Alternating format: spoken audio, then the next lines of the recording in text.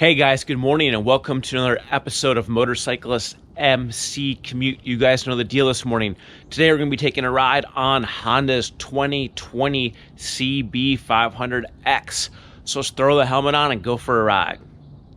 Hey guys, here it is, Honda's 2020 CB500X.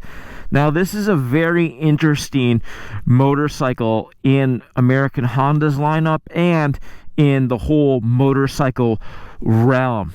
Now, Honda came out with this bike for the 2013 model year. It was originally positioned almost like a standard commuter type motorcycle. Over the years, evolved into more of an adventure type bike.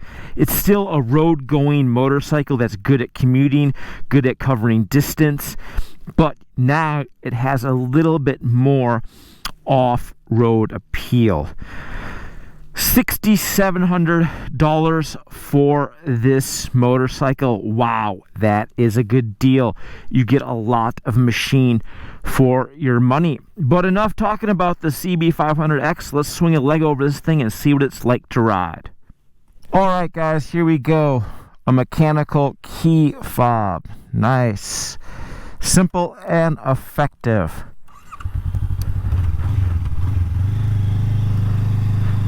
All right, guys, hopping on this motorcycle. Right away, you can tell it is very comfortable and easy to ride. The seat is nice and low. The motorcycle is nice and slim between your legs, due in part to the parallel twin engine configuration. Handlebar has a pleasing reach to the bend. It's not too high, it's not too low, it's not too swept back.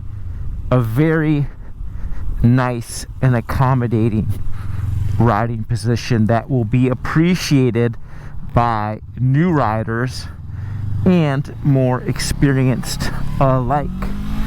The foot controls are nice and low, and it's a very comfortable motorcycle to ride. This windscreen does a nice job of shielding the rider from the elements. It is adjustable. You can move it into a higher or lower position just by removing those 4 bolts. Let's go over here, guys. This will be better for us. Pole position. And away we go. Cable actuated clutch makes it very easy to get rolling from a stop. The action of the clutch lever is nice and light. It's actually really light. Almost borders on being too wispy. But if you're someone who doesn't have a very powerful left hand or forearm, you will like how easy this clutch is to actuate. Engagement point is nice and good.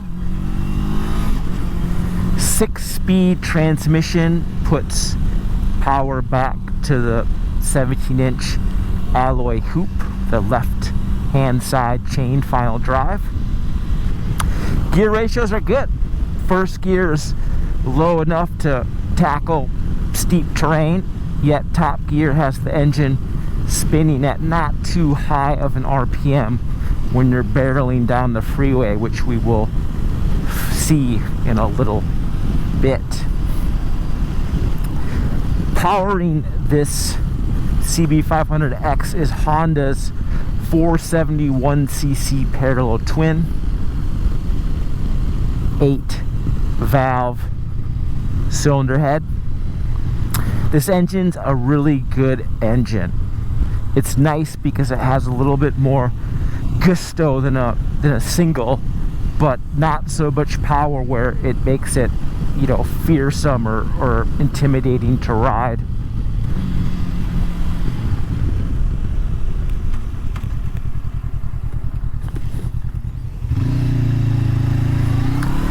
This engine's good for 43 horsepower. 43 horsepower at the business end of the Dunlop Trail Max tires. Puts out nearly 30 pound-feet of torque, but what I like about the power band the most is that most of its torque, upwards of 25 pound-feet of torque, is available for right over 2200 RPM. So right off the bottom, this thing has good torque input, torque output, and it carries that throughout the power band. Very easy engine to live with. Character of it is nothing to write home about. It's pretty quiet. Exhaust note is fairly muted.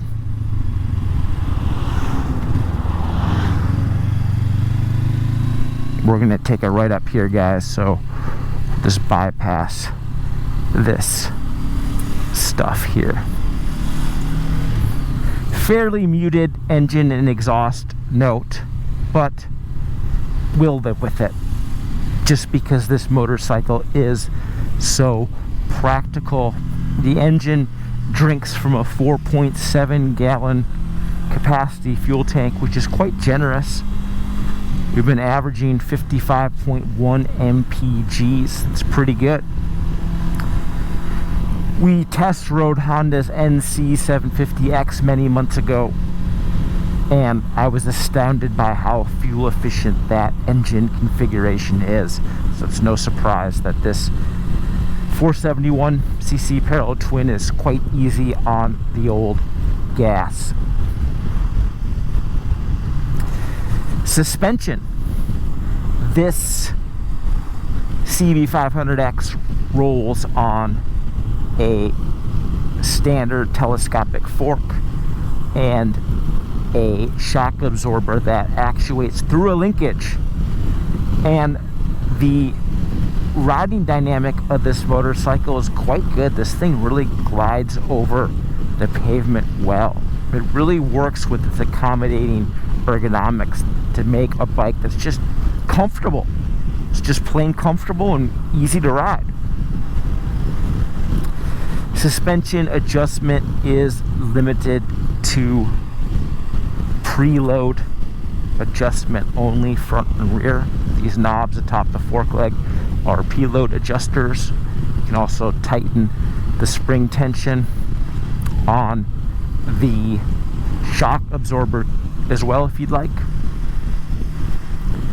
And adding preload basically raises the ride height of the vehicle slightly and makes it more accommodating for riders who like a little bit taller feeling bike. It's also good if you're carrying some extra payload, or if you're heavier and you want the suspension just to sit up a little bit more. Add some preload.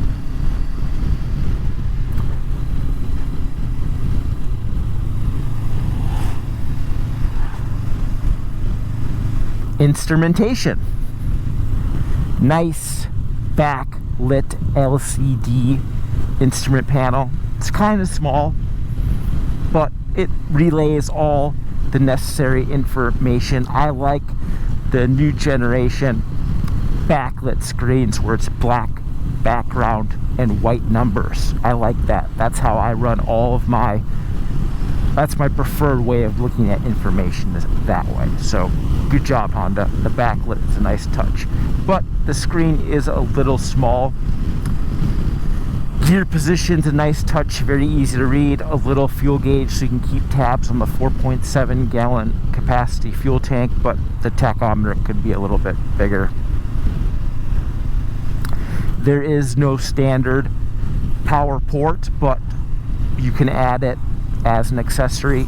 American Honda offers a whole line of accessories that allow you to customize this CB500X to the way you like to ride. We talked about the suspension, how comfortable it is, how supple it is. This bike rolls on a 19-inch front, 17-inch rear wheel combo. Now, Honda went with a little bit larger front wheel size to make this bike more accommodating to operate pass pavement. Now, I rode this bike off-road a wee bit, and I wasn't expecting much from this thing at all, but go figure, this bike is surprisingly capable on single track. Surprisingly capable, even with the OE fitted Trail Max tires. Now you're gonna have to take my word for it this time. Of course, when I was recording that segment off-road, my GoPro memory card had an SD error, so we don't actually have any footage of that, but take my word for it, this bike is surprisingly capable off-road.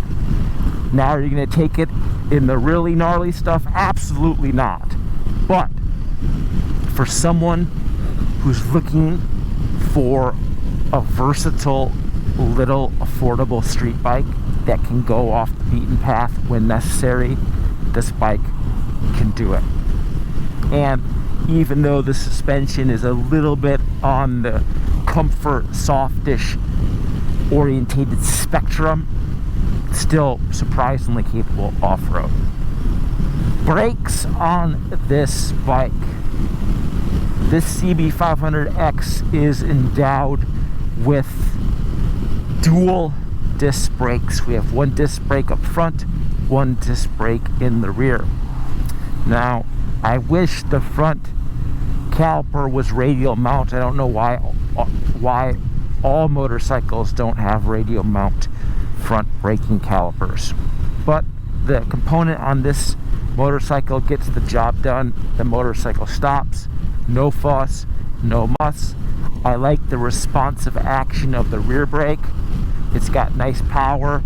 I'm a big rear brake guy, especially on the street and especially off-road, so it's good to have a nice rear brake that has power and is easy to modulate when it's time to stop. Now, this particular CB500X is not outfitted with ABS, but ABS can be purchased for a small upcharge. Pushes the MSRP up to $7,000. All right, guys, we're gonna pass all these guys right now because sitting behind them sucks. And away we go. Feel that CB500X muscle. We're up to freeway speed in no time. 70 miles per hour in top gear, pushing just below 6,000 revs. Not bad for a small displacement parallel twin. Engine vibration. There is engine vibration present in the handlebar. A little bit in the foot pegs too. I wouldn't say it's a deal breaker, but there definitely is vibration there. I wouldn't want to exactly spend 6 hours on the freeway on this motorcycle, not because it's not comfortable, but that buzz would definitely get to your mitts. But besides the vibration at speed, everything else is pretty comfortable. Mirrors are nice and generous size, so you can see what's going on behind you. This guy with one headlight tailgating us. But all in all, a very easy riding position. This engine has plenty of guts to keep up with traffic and past traffic. And because of its friendly power band, with the most of its torque coming right above 2200 RPM, this thing has passing power just by twisting the throttle. You don't need to downshift, which is nice. We rode this motorcycle after dark, and the headlight does a fine job of illuminating dark, desolate road surfaces. LED lighting is standard on this CB500X, which is a nice touch. You gotta remember, a lot of motorcycles do have LED lighting, but there's also a bunch that cost well over this motorcycle and they don't have LED lighting. So LED lighting is a big game changer. It Not only does it allow for brighter illumination of the road ahead, but it allows your vehicle to stand out more optimally when you're riding on the street. And riding on the street is inherently dangerous. You have a bunch of people that don't know what they're doing behind the wheel. So if you can stand out by just being brighter, that is a good feature. So good job. Thanks, Honda, for the LED lighting. Alright guys, we're off the boring freeway slog. Ooh, and this thing's got some pep. I can't believe how peppy this little 471cc parallel twin is. Now, with a full tank of fuel, this motorcycle weighs 430 pounds, which isn't crazy heavy, but it's also not extremely light. You'd think a motorcycle with this small engine capacity would be a little bit lighter. But to be fair, even though it weighs 430 pounds, it feels like it weighs 370 pounds. It's just very, very easy to change directions, and it's just a very easy motorcycle to ride. The only time you really notice the weight of the vehicle is when you're lifting it off the kickstand. There is no center stand. A lot of some adventure riders like center stands for whatever reason, but this motorcycle does not have one. You have to do chain adjustments the old-fashioned way by raising the rear of the bike to do that on a motorcycle stand. But a very nimble and easy to ride motorcycle. If I was getting into motorcycling and just needed some simple, efficient, effective tool, that's how I would categorize this CB500X. It's just a simple and effective tool. It doesn't do anything just like mind-bogglingly awesome, but it gets her done. And it'll take you places off the beaten path in relative comfort and in relative ease. Well guys, there she is, Honda's 2020 CB500X. Now, this bike is a really nice machine. It definitely is more than meets the eye. It's comfortable, it's easy to ride, it has effective equipment on it with the LED lighting, the easy actuation clutch, the humongous seat with grab handles, there's room for a passenger, and it's a surprisingly competent motorcycle, especially for $6,700. A lot of people would write this bike off and be like, oh, this thing's stupid, oh, it looks dumb, oh, it can't do this, it can't do that. But you'd be surprised by how much it actually can do. Alright guys, let's do some quick Q&A. See what's up with this. How does it compare to the Versys 650?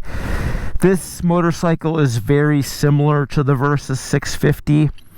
It's been a while since I've ridden that motorcycle. It's been probably more than 10 years actually.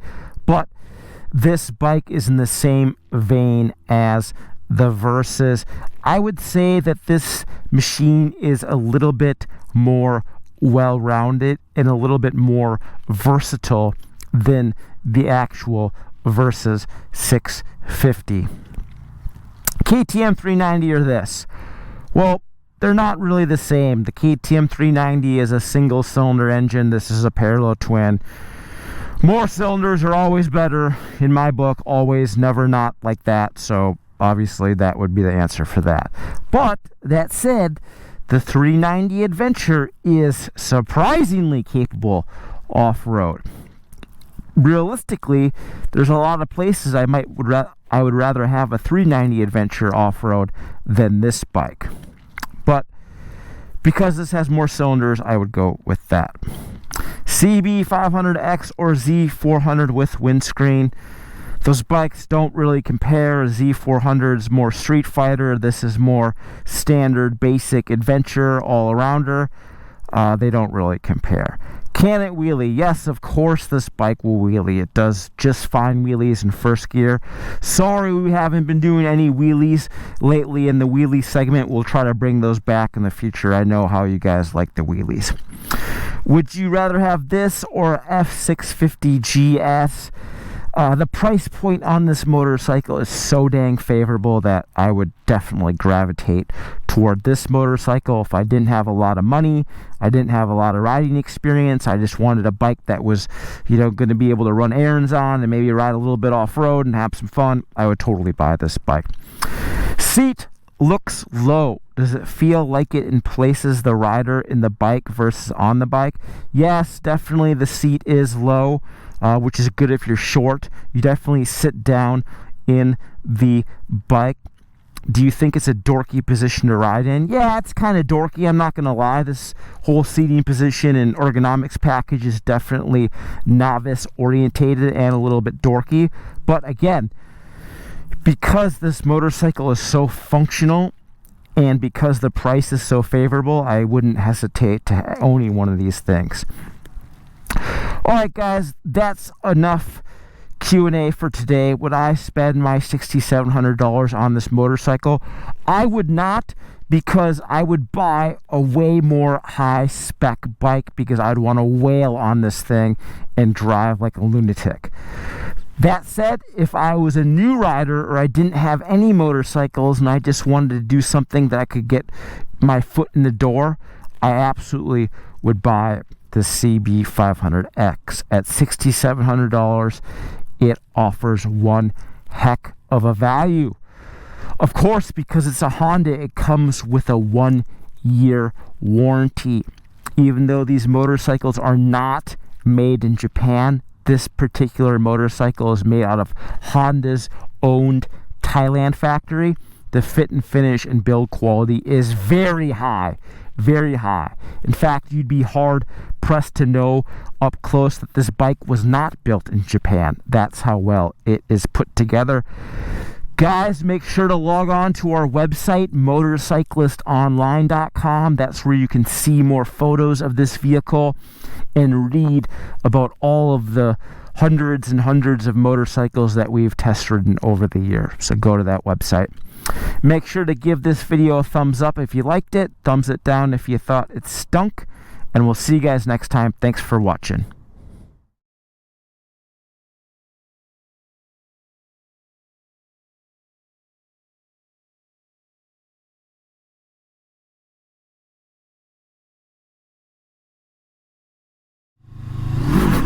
I told you it would wheelie. I told you guys.